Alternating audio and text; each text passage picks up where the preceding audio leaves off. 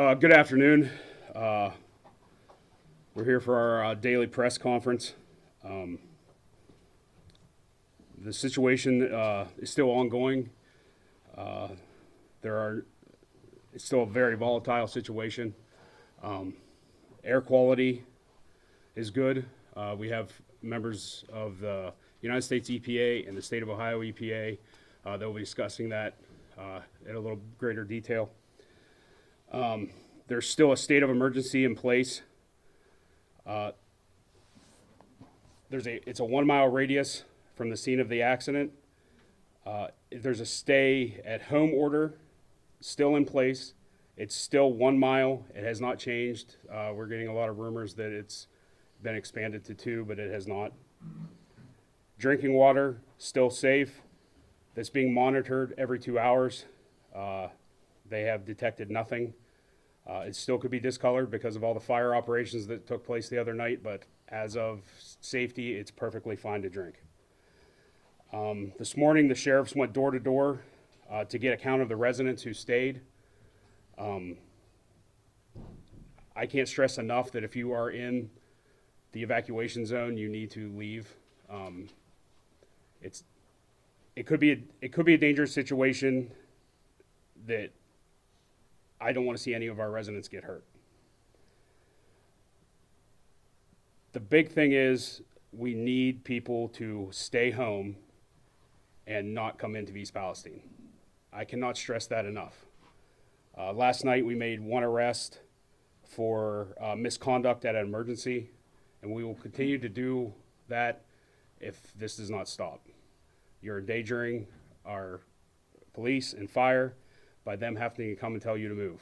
Stay away from the scene. There's nothing to see. There's plenty of pictures on social media. If that's as good as you're going to get, you don't need to see anything in person. We are coming up with a fact sheet. A contractor for Norfolk Southern is coming up with a fact sheet. They're going to produce that. As soon as we get that, we're going to put it out to tell you, as far as all the chemicals in the air. The air is still safe. They're getting no readings, and now they're in the site. A couple of the creeks in town have been affected by this. The EPA will address that. Also, I've been in contact with the school administration. I've asked him to close the schools tomorrow. The administration has agreed, and we will discuss that again tomorrow afternoon to see if that needs to be extended. But East Palestine village schools, city schools will be closed tomorrow.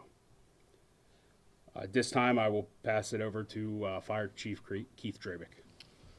All right, good afternoon. We still have as the mayor said, we still have a very active incident. We still are monitoring it very closely with Norfolk Southern and their emergency response teams, along with several other federal agencies and their response teams. As of right now, we are still not conducting any what we call downrange or on-scene operations. It's still too volatile of an area. Once we are in agreement with those federal agencies and Norfolk Southern, then we will start some operations down there to help mitigate this and get this over with. Again, I cannot stress enough, stay out of town, all right? There's no need to come here.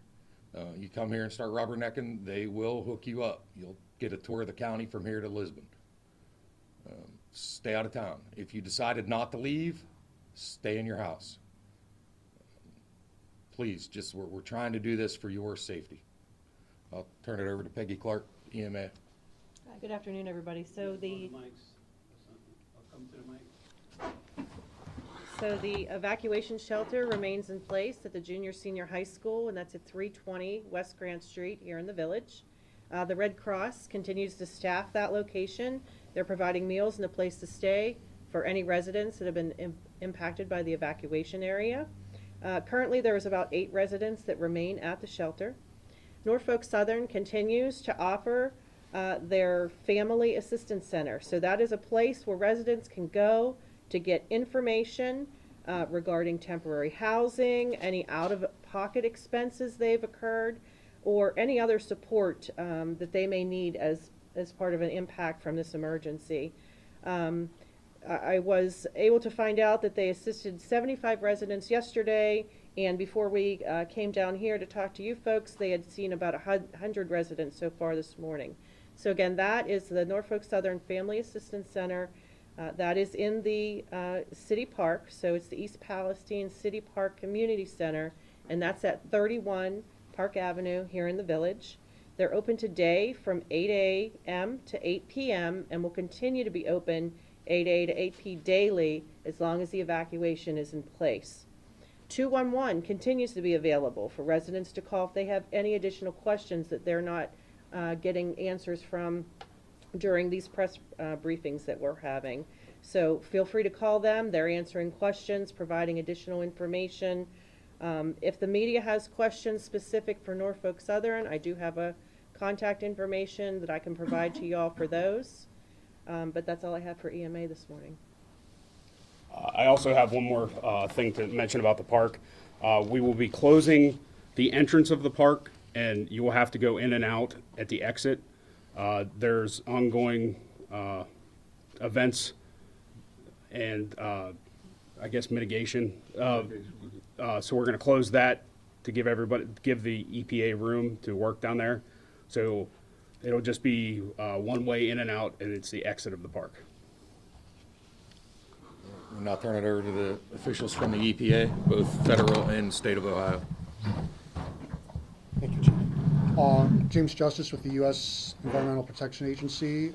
We continue to support Incident Command and Unified Command, the fire chief, with providing air monitoring and air sampling in the community and around the incident, the derailment location.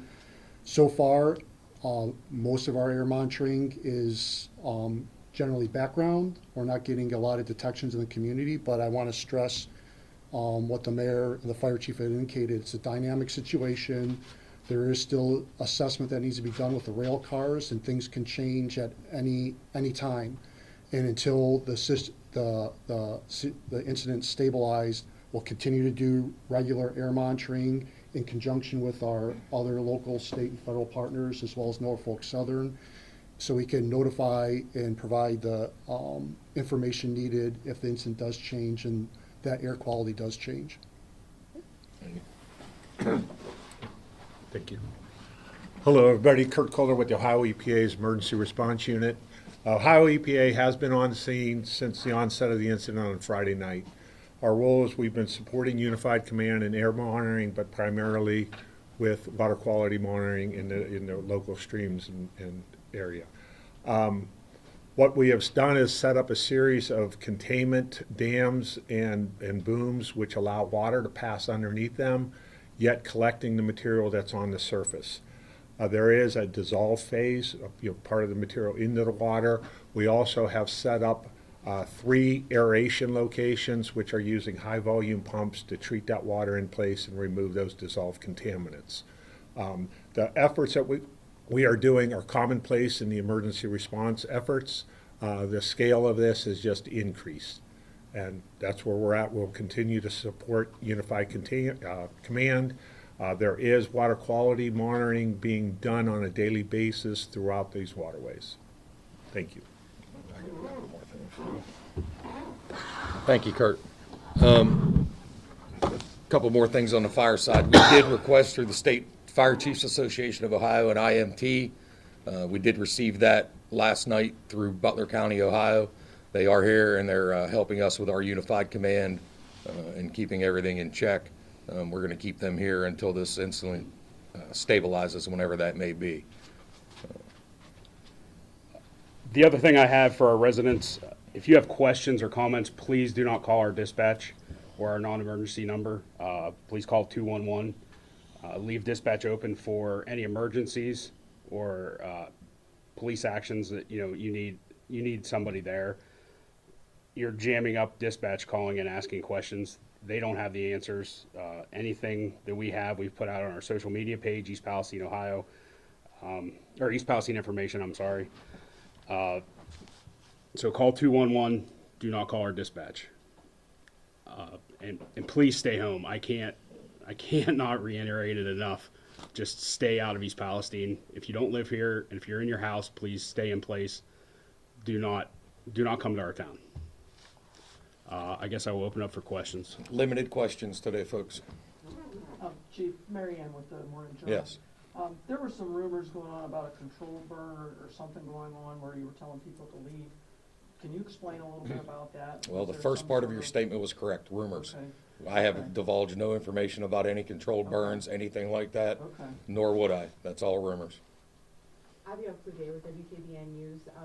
Are there any concerns that, this is for the EPA, I guess, are there any concerns for people downstream of those contaminants could they be affected before you guys came in for mitigation measures? We are aware that a slug of the material got outside of containment prior to its installation. Through both natural attenuation within the creek and waterway and through support from in-field sampling using direct reading instrumentation, we are not aware of any elevated readings that we would anticipate to have impact to human health. Janet Rogers, WFMJ, where do those, how much volume went into those streams and where do those streams go to? Do they go into any sources of water? And what is the likelihood of those going into well water, et cetera? How good is the containment effort and mitigation to remove those chemicals from a water source? The containment and treatment measures we use, again, are commonplace, and we have found them, it's even used, US EPA, very effective. The water course, yes, it is local, drains all the way down to Little Beaver Creek and eventually the Ohio River. We do have sampling extending all the way down into Little Beaver Creek. As far as the volume amount, we do not have an accurate estimation on that. We did have visual free product on the surfaces within Sulphur Run, which is right here in town, and again, an amount got passed there. But we're not seeing any indications of free product in Leslie Run, Little Beaver Creek, or anything else like that. Sorry, what is the acceptable limit in water and what would you say to people about the drinking water right now? How toxic is vinyl chloride when mixed with water? From the water quality standards, again, East Palestine and none of the water systems draw surface water. So none of these waterways have a surface water intake to be used for potable water. You rely on a groundwater network, and the area impacted in these waterways are outside your groundwater protection area. So we don't anticipate any impact to your public water supply systems. Our Division of Drinking and Groundwater is aware of this. They are actively engaged with the locals and anybody with them. Orsanco, which helps monitor the Ohio River, is also aware of this release. And if there are downwater intakes along the Ohio River that might be threatened, they are already aware of things. Can you give us a little history on the background of this chemical that's burning? Tell us what it is and what it's used for and how dangerous it is. That'll all be in that release, the frequently asked question release when that comes out, once it's approved up through the chain. That's when that information will be put out. Dominic Fronte, Spectrum News. First off, thank you guys so much for everything that you guys are doing and helping keep the community informed and stuff. I know you guys are stressing that it's so important to stay out of the town. Although it may seem obvious, can you explain why that is so important for residents to remain outside of the city limits and that evacuation zone? Because a train carrying hazardous material wrecked in the town and is burning. Doesn't get any simpler than that. Hannah Arvin, WKBN. For emergency management, maybe with American Red Cross, we've seen people with masks. Is that recommended if they do have to step outside their homes, especially if they are in town? So as Ohio EPA addressed, they've been doing air monitoring and there are no recommendations for masks due to this instance. Good. Abigail Cludier, WKBN. I know yesterday we weren't sure whether or not the vinyl chloride was burning. Do you have any more clarity as to what's actually burning in the air right now? I can't confirm any of that. Janet Rogers, WFMJ News. I'm trying to find out what is the ventilation systems. I mean, the chemical obviously gets into your ventilation systems, et cetera. So it's probably indoors also. So who can address whether the stuff stays in your circulation systems, for your air HVAC systems, and what type of dangers there are at what levels, what parts per million are acceptable, and how close are you monitoring and how far out are you monitoring those levels?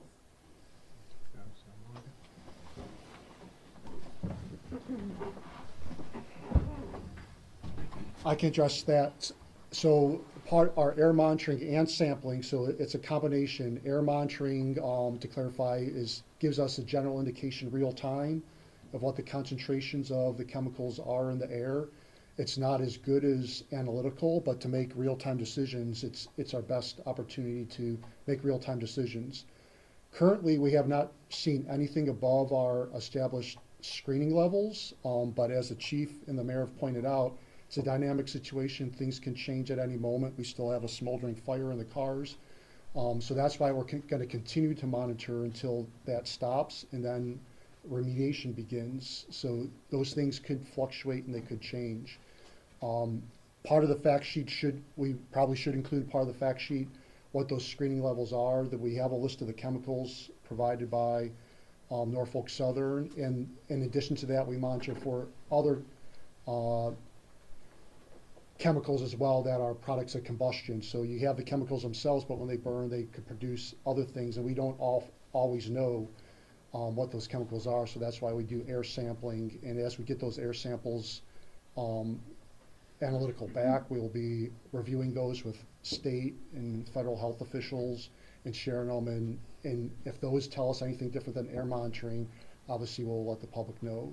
But to give you specific numbers right now, it's hard because every chemical is different. But we are monitoring for a myriad of chemicals and combustion products. And so far, we haven't seen anything actionable. But that's part of the reason why the evacuation zone is in place. We don't want anybody in that 1 mile, because if things change in the near term, it's going to be hard to address those and get everybody out.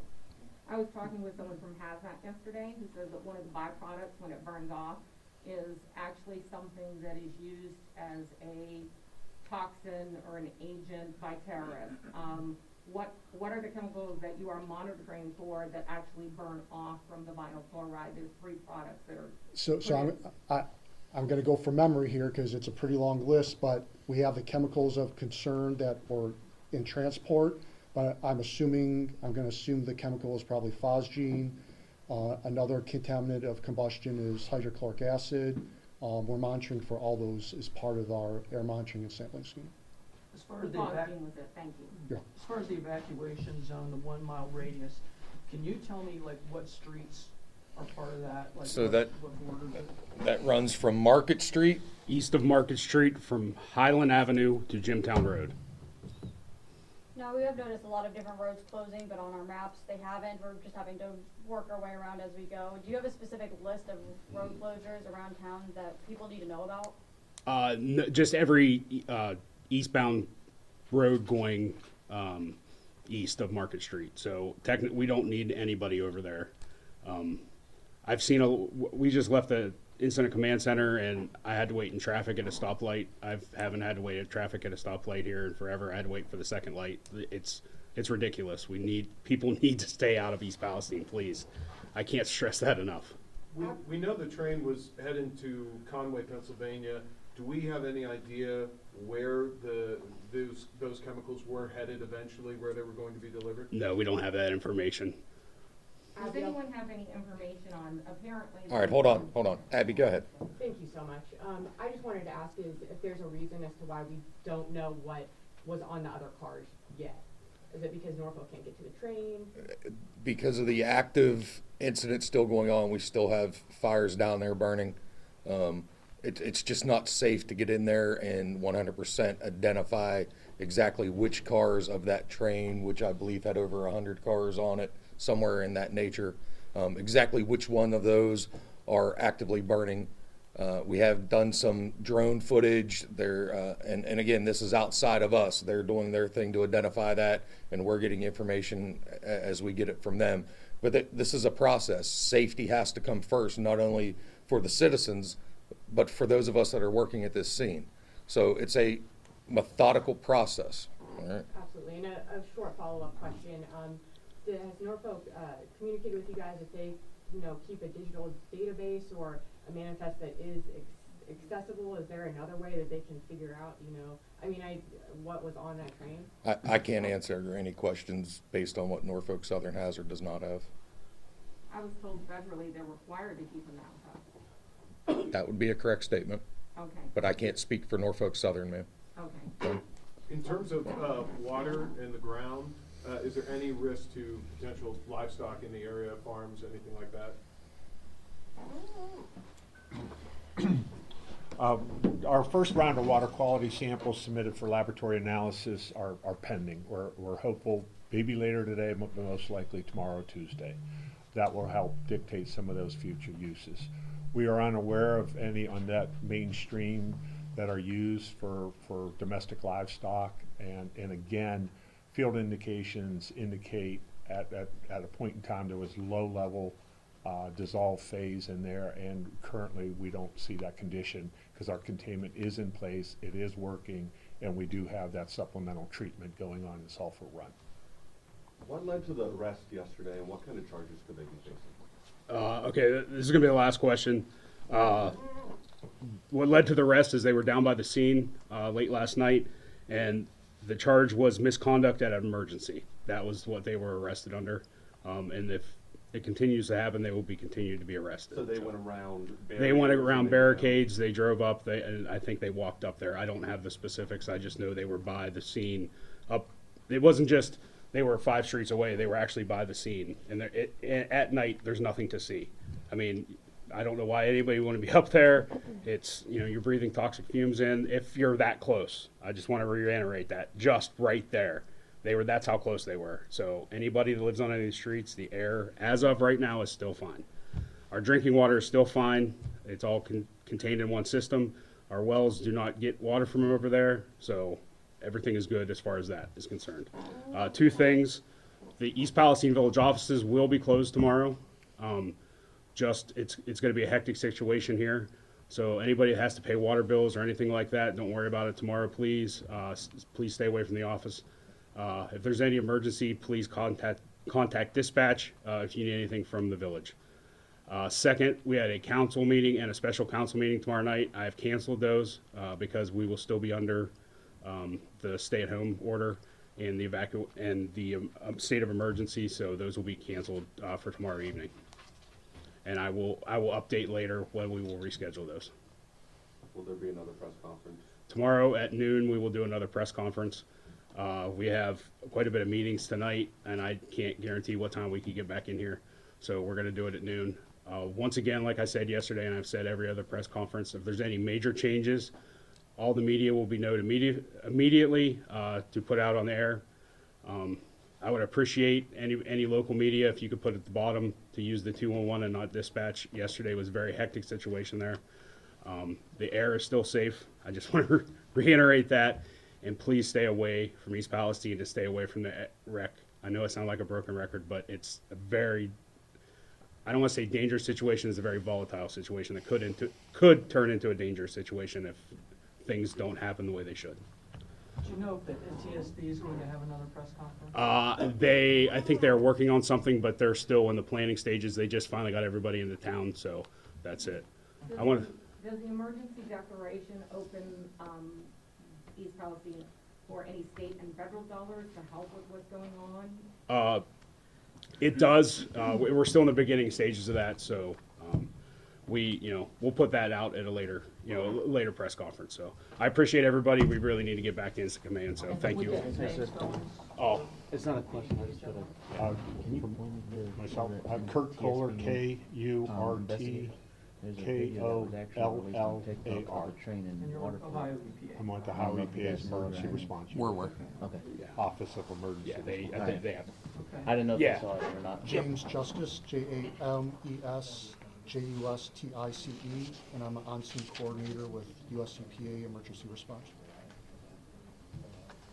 You guys have our stuff. Yeah. Okay. Thank you. All right. Thank you. Are you guys gonna email out that fact sheet, or are you gonna? Yeah, as soon as it's prepared, they'll email it out through our social media and other outlets. Any time frame on that?